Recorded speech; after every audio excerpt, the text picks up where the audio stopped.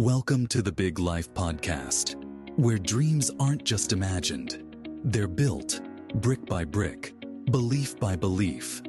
Hosted by Neal Oates Jr. and Robin Lewis, this show is your invitation to discover your amazing capabilities, invest in your growth, and unleash your potential in ways you've only dreamed of. Join Neal and Robin as they dive deep into stories, insights, and tools designed to inspire you to show up big, live intentionally, and give yourself away for the betterment of those around you. Get ready to rise to what you're truly worthy of. The Big Life starts now. Welcome to the Big Life Podcast, ladies and gentlemen. Neal Oates Jr., Robin Lewis. Sir, are you ready to do this again? Hey, good morning, Neal. Yes, sir. What a beautiful day to be here with you and our listeners today. It is a beautiful day indeed. So we're going to talk about something during this episode that we all have, and it's not opinions, it is problems. So Robin, well, I say all of us have experienced problems. I don't want to make an assumption. You might be special, unique. You might be the one person in this world who has not experienced problems. What's your opinion on that, Robin? Sir, like you mean today? So I have already had problems this morning. Absolutely. So we're not just going to be here and be Debbie Downers, negative Nancy, Neal, or rebellious Robin. We're going to not talk about problems from the negative aspect, from the pessimistic side. We're going to look at problems as the way we could or maybe should look at them, especially as leaders, right? As those who are looking to experience a big life. But first, we know that we have problems, and if we're not careful, Robin, we can only focus on the problems that are in front of us, and that can get us in that downward spiral. So I would like from you, sir, what has been your relationship with problems when it comes to perspective at different points of your life? Yeah, there is it's a wide gambit to talk about, but what I would say is this. I just heard it last week from a gentleman that owns a mortgage company, and he talked about the fact that problems help to make you needed. So he talked about problems being opportunities. So that's what I would say. Like in my insurance field, in my insurance endeavor, that's what we do. We solve problems. And I think what happens is sometimes people shy away from solving the problems. The problems might be so big that they shy away from those problems. And those problems are actually good opportunities for the person that's willing to attack. And so I find that problems a lot of times can create opportunities for you. It's just a matter of how we approach it. Absolutely. Now, I know that it takes a level of maturity to view a problem as an opportunity and not just a problem, not as a roadblock, but a stepping stone, right? And so there's something that we're going to talk about today, and that is a PPS, right? So there are actually two types of PPSs where you can become a PPS. The first one is a professional problem spotter, and we know those people, Robin. Those are the ones who walk around all day telling you what's wrong with your life, why you can't be this, or what's wrong with the economy and our government. The professional problem spotter is one type of PPS. Ladies and gentlemen, Robin and I are not encouraging you to be a professional problem spotter. We have enough of those. What we're going to challenge you to do, and there's a challenger in me coming out, Robin, is to be a professional problem solver. And here's why a professional problem solver is so important. We know that as long as you solve people's problems, they're going to want you around.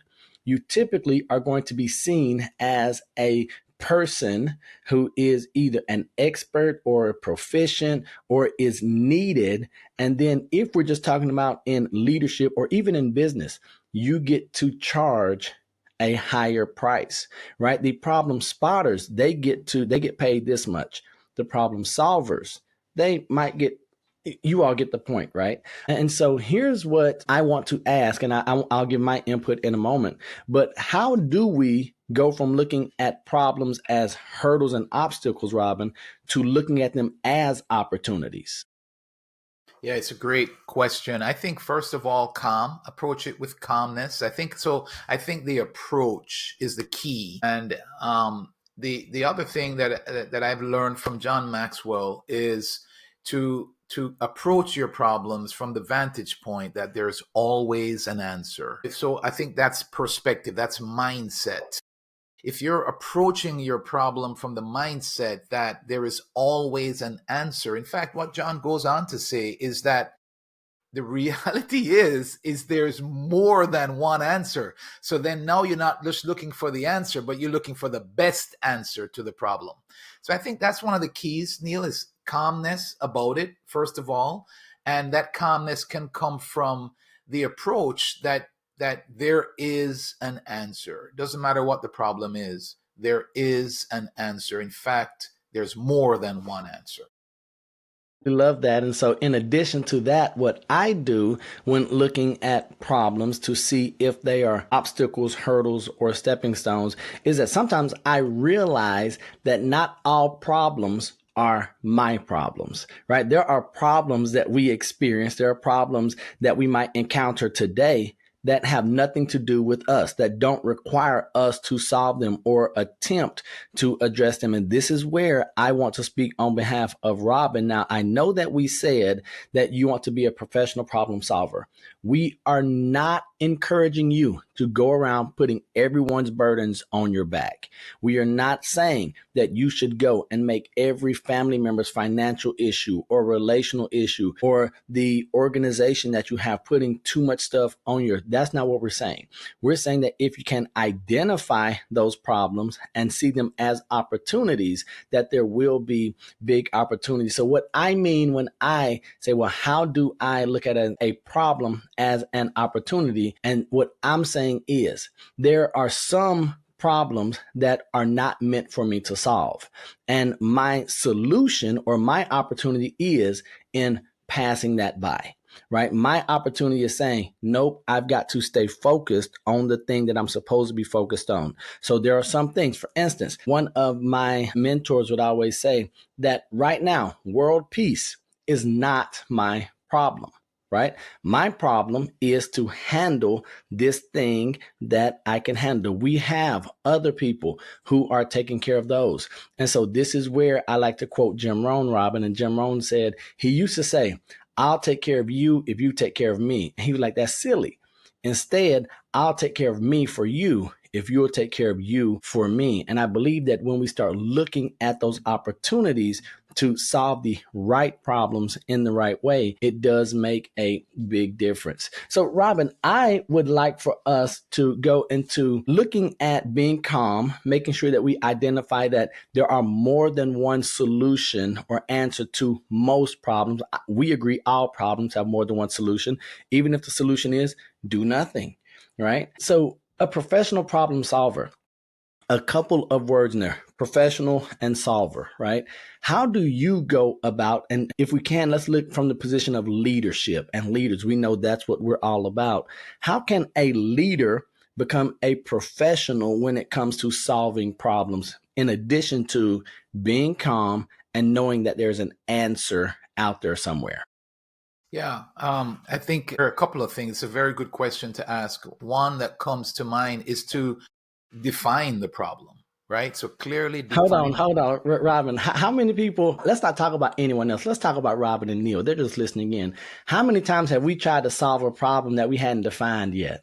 Right? Yeah, it's true. And so we're approaching it from a perspective that might not be accurate. And so, yes, I agree. I have done it without a doubt. And so I think defining it. And so that also, I think a good part of that is also getting feedback from others. Like you're going to research then, in other words, and you're going to find out about the problem from other people's perspective. So that's what I would say, first of all, to define it, to define the problem. And then I would say you welcome ideas, creative ideas. I know you and I come from the same cloth, and that is that one perspective is not going to solve it all. Like I need various different perspectives towards the problem. So I think as a leader, you want to include others in coming up with creative ideas, and you want to try and do your best. Robin, this is speaking to me, Neal, want to try to do my best to not rule them out because it's different than my view of things. Because sometimes I feel like I might know the way, right? No, this is what's got to be done. And I might miss out on the best answer. Like I said to you, there's more than one answer. And so I would say then soliciting various ways of trying to solve the problem, trying to fix the problem. Absolutely. So for me, it's going back to the military training from the Air Force, not me being in the Air Force. I want to make that clear, ladies and gentlemen. I did not serve. I just played a lot of video games. Okay. But it goes back to the Air Force training for dogfighting with the OODA loop, the OODA loop. When it comes to problem solving, first, you you observe, orient, decide, and then act. So observe, as Robin mentioned, let's see what is the problem. Let me observe what's going on. What are the issues?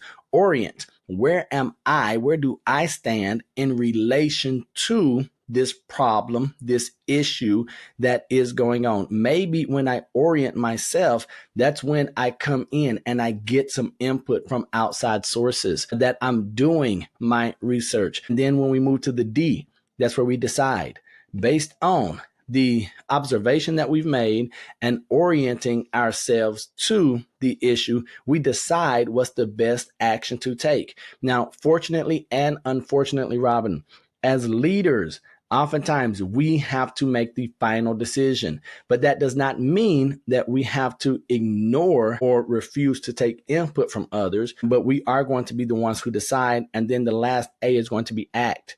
And for me, when it comes to professional problem solving, while I know observing, orienting, and deciding are important, I believe that the skill that pays the highest, that is the most sought after, is the skill of being able to act in the face of adversity, in the face of trouble. To decide is one thing, but to implement is something totally different. And you and I, before we came on air today, we were talking about the need for us to act and what's on the other side of the problem or the situation we might be facing.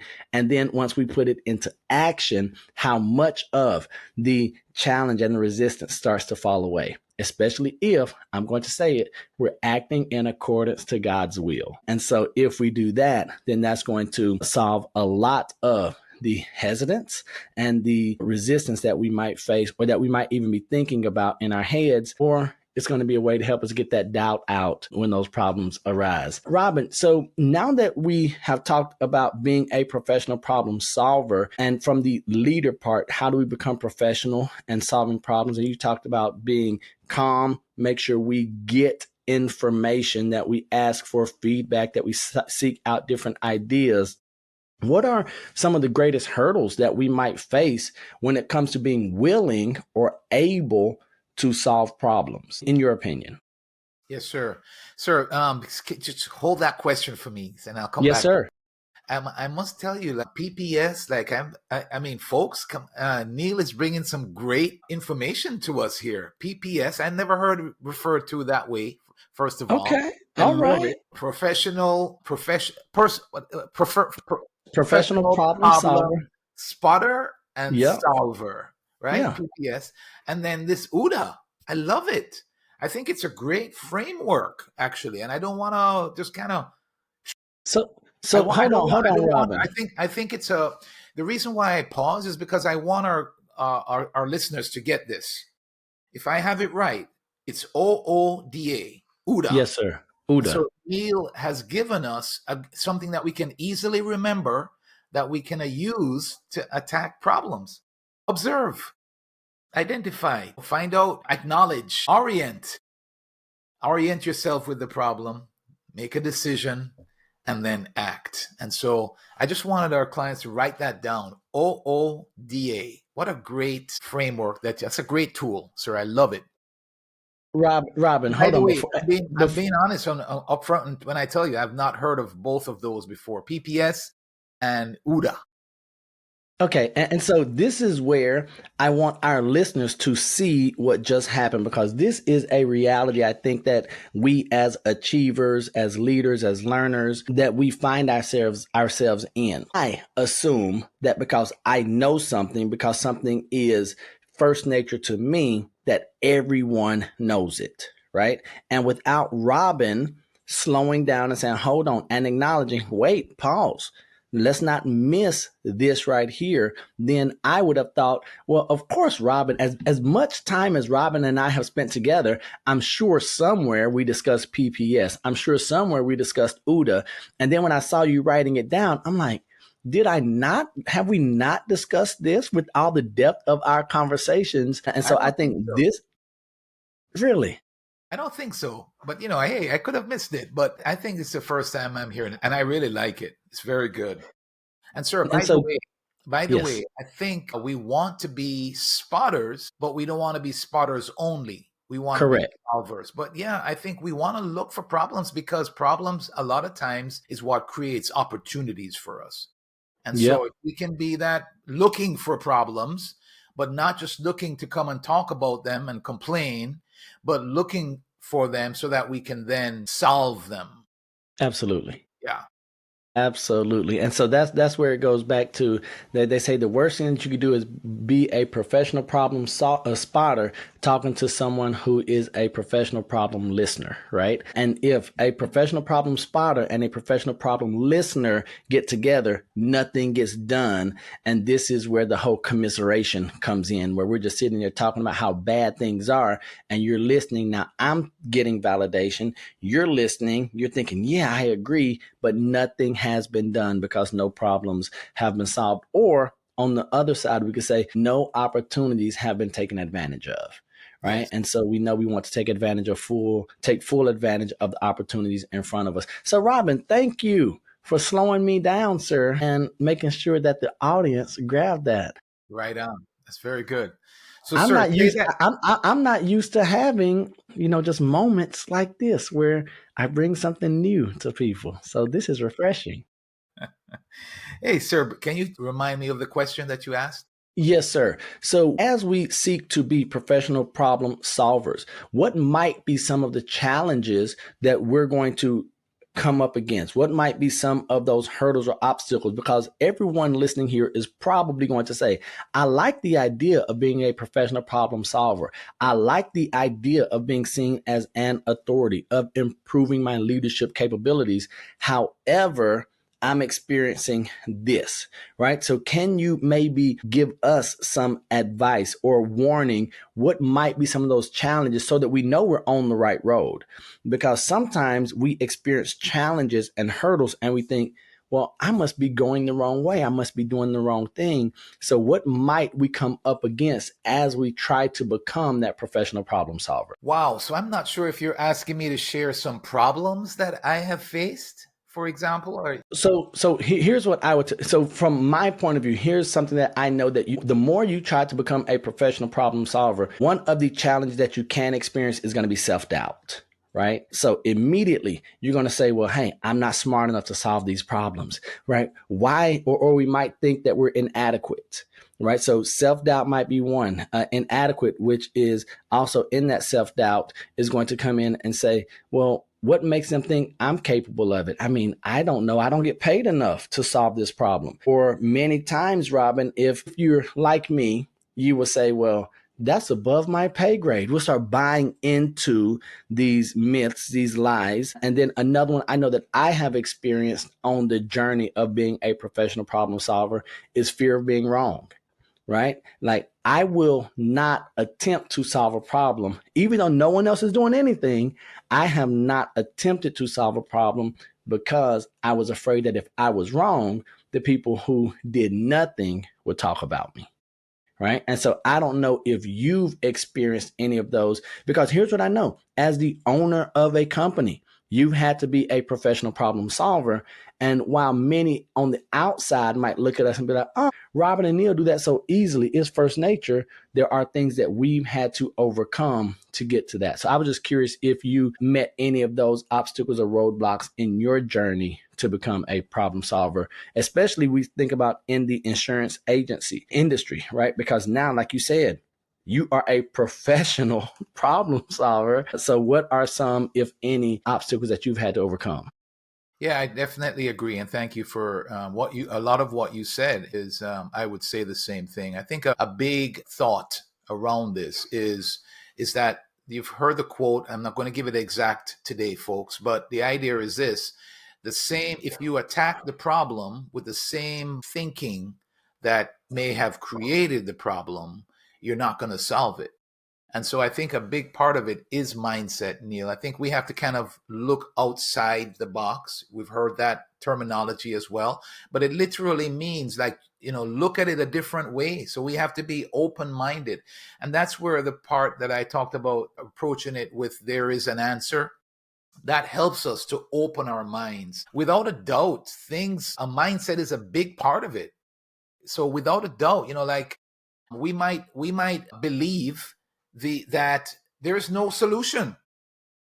I've had problems that we have been faced with that may have been client problems that people on my team think that there is no solution. And oftentimes what happens is that's what's portrayed to the client. And we have to step back and say, hey, no, wait, come on, let's take another look. There has to be a way.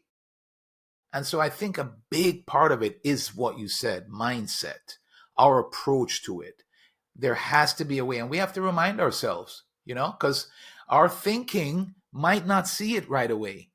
And so I definitely would say we see that. We think we don't have, there's not other way. We think we have used all of our resources. That's another one. Hey, come on, call somebody else, right? Call a different carrier, speak to somebody else, let's look at this a different way.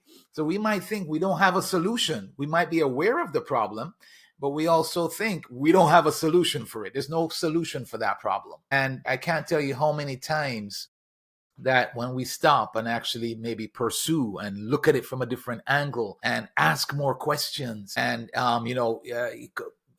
reach out to somebody else and just look at it a little different way, that all of a sudden now we can find a way to solve that. It might not be the exact way we were thinking about solving it when we said, no, it can't be solved. But now we can find a different way that it actually can be solved. And so, yes, I think the mindset, the approach, and then getting other perspectives, asking, looking at it a little different way, trying to really break it down. I think breaking it down helps us to then try to approach one thing. Sometimes when we break it down, we can approach one thing that might lead to, oh, wait, but if we could do this, maybe this can happen over here, and so on. So that's my quick response to you, sir. Good stuff. Thank you for that. So I do have one final thing that I want to touch on before we close out this episode, and that is as leaders, as individuals, as adults, parents, spouses, friends, as we solve problems, right? As we get bigger and we grow up, we might think the higher I get along this ladder, along this pyramid in my career, the fewer and smaller problems I'm going to have. And it has been my experience that the exact opposite is true, that the bigger I become, the bigger the problems. Now, it doesn't mean that the problems are bigger than me. I don't think that there's anything bigger than me that I can't trample under my feet with the help of God our Father, right? But talk to us about your experience as you've become a bigger leader, as you become a better person, as you become someone who has risen through the ranks of just life in general, and the relationship with growth as a person and growth with the size of the problems and your ability to address and solve those problems, Robin. Yeah, I couldn't agree more. I think actually, and that's where the opportunity, that's what I would want our listeners to hear. Problems really are what create opportunities. And so I agree with Neal 100%. The more you grow is the bigger problems that you actually get to solve. And so the problems are always going to be there. And a key for us then as listeners, the key for us is to try to find the biggest problem that's around us right now that we can attack, that we can solve.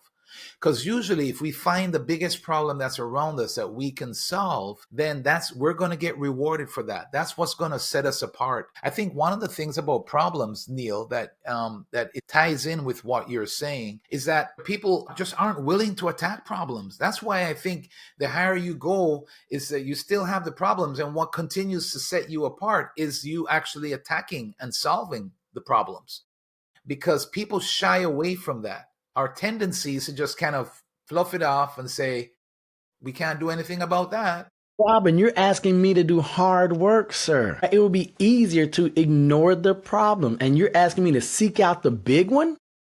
Yeah. And it's because of the opportunity, right? And I know that you and I can give examples of that. This person that I was telling you about, I don't want to say names, but they approached the mortgage industry. And a big problem that they saw is that it took too long to get approved for a loan. And they went about solving the problem of how can we get loans approved in a shorter amount of time. That was a big problem. That's a big problem. It still is a big problem, right? In many cases. And so that's a problem that this particular individual saw, and they attacked that problem. And they were able to reduce the time that it took to actually get a mortgage approved. And as a result of that, their business has grown significantly. That's just an example. So if we can really, that's the bigger problem. So that's a like industry-wide problem that they attacked. So that gives you an idea. The bigger the problem is, the bigger the opportunity. And so I think, Neal, I also want to say one thing, and then I want you to talk about this too. I couldn't help but think about this from when we started today. And that is one problem that we have to solve. And I'm going to, is myself, leading myself well. Right? It starts there. That's a problem. When we talk about leadership, the most important person and the first person to lead is yourself. And so we have to solve the problems that we have as individuals that are holding us back. And so I didn't want to not say that. And so I'll put it back to you. On that, the word says that if you can find a man who can conquer himself, right, then he is greater than someone who can take down a fortified city, right? And so it talks about how difficult it is for us to, one, acknowledge we have problems, two, to actually seek out answers and solutions. And then number three, right, even when we have answers and solutions, it's the action part, doing what's necessary to solve the problems that we have, and understanding that, yes, we all have stuff. We're all jacked up to some degree. Some of us are just accepting it. Others are saying, well, let me go about doing something about what I now know. And so that's where it must start. And I believe that our audience, our listeners and viewers, are the people who are saying, yes, I know my goal is to live the big life, but right now I might be playing small. I might be the one that's shirking responsibility. I might not be attacking the medium-sized problems, let alone the big problems. Now I'm realizing I'm not attacking the problems in my own life. And so if that's you, we want to thank you for that revelation. Thank you for being here and hanging out with us. As Robin always says, just keep hanging out. Just keep listening, just keep watching, because there might be one episode or a phrase inside of one episode that makes all of the difference. And before you know it, we just believe that we are rewarded for doing the right things the right way at the right times. And so today might be your right time. And so we want to encourage you to continue to hang out with us. And Robin and I were having this discussion. Our viewership and our listenership is increasing. And so we thank all of you for that. We're loving the feedback, the comments that we're getting on all different platforms. So continue to share that with us. But most importantly, we just want to remind you that you have what it takes to live the big life. That if you are still here with us, not in this episode, but on this spinning orb called Earth, that your job, that your purpose has not yet been fulfilled. So before we close out talking about becoming a professional problem solver, Robin, anything you have for the audience in closing, sir?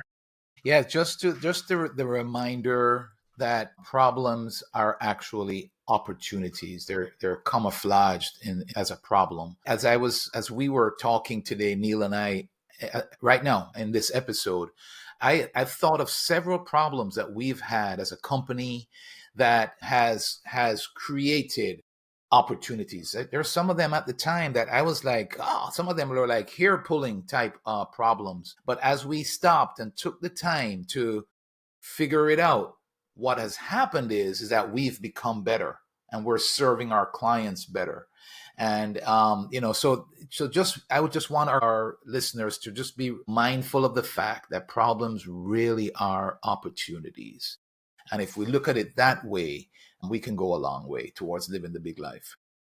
Well, Robin, as always, it has been a treat, privilege, and a pleasure hanging out with you today. Listeners, family, Big Life family, we thank you all for hanging out with us for this episode. Continue to come back. We are dropping episodes every Tuesday at 6 a.m. Eastern Time. We would love for you to subscribe. Make sure that you are plugged in, that you're locked in here with us. Share this content, comment, but most importantly, we want to remind you that we love you. God loves you, and there's nothing you can do about it. And until the next time we see you or you see us, we're right there with you. Peace. Peace.